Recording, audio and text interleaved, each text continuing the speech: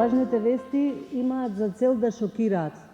Веднаш, бргу, да ги зовриат страстите, воопшто да не размислувате дали треба да ја проверувате, туку веднаш да ја споделите или веднаш да коментирате.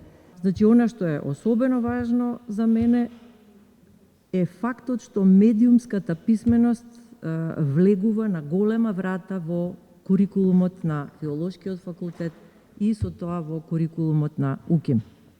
Она што го опфаќа овој голем проект за медиумска писменост, значи воведување на медиумската писменост во основното и во средното образование, и тоа треба да го спроведуваат наставниците по мајчин јазик. Како што сите добро знаеме, најголемиот број наставници всушност доаѓаат од Филолошкиот факултет, така што добро е тие да бидат обучени во оваа сфера уште пред започнувањето на работниот процес. За жал, ако порано беше довербата важна, сега е важна недовербата.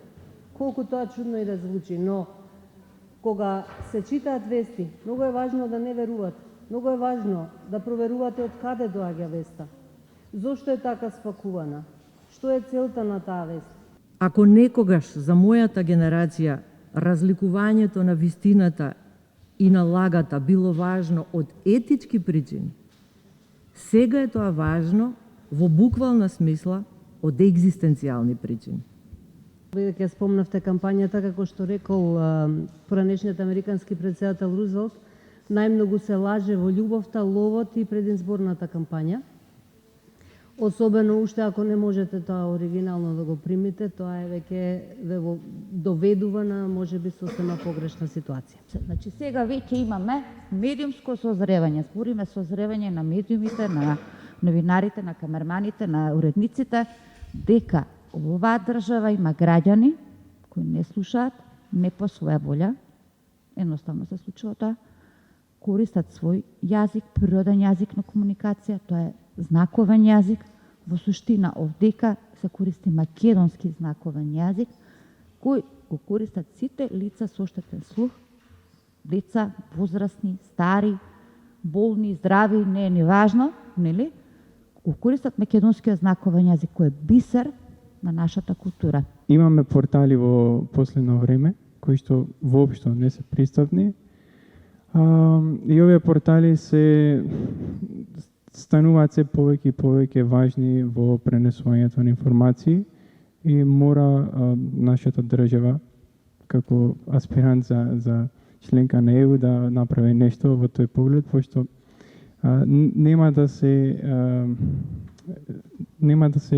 добијат информациите, да дојдат информациите до сите луѓе со такви портали. Тоа што јас би го апелирал во овој момент до идните, да кажем, пишувачи на медиумски содржини, е тоа да ги имате лицата со попреченост предвид и да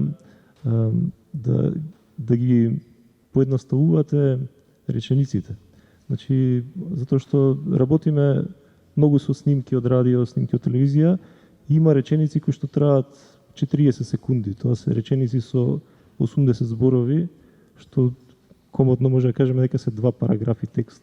Дневното новинарство дека за лицата со попреченост, нели, 3 декември, тоа е светски ден на лицата со попреченост, дали јас само ако објавам еден текст за 3 декември, сум ја објавил својата должност кон јавноста?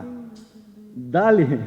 Навистина лажните вести служат за одвлекување од вистинските проблеми, всушност служат и можат да заведат и цели држави и донесување на политички одлуки кои потоа не им одговараат на граѓаните на тие држави. Такви примери имавме многу, особено на нашиот дел од светот, по Западниот Балкан. Размислувај критички. Составија целата приказна. Денови на медиумска писменост 2022 од 25 октомври до 1 ноември. Дознај повеќе на www.mediumskapисменост.mk.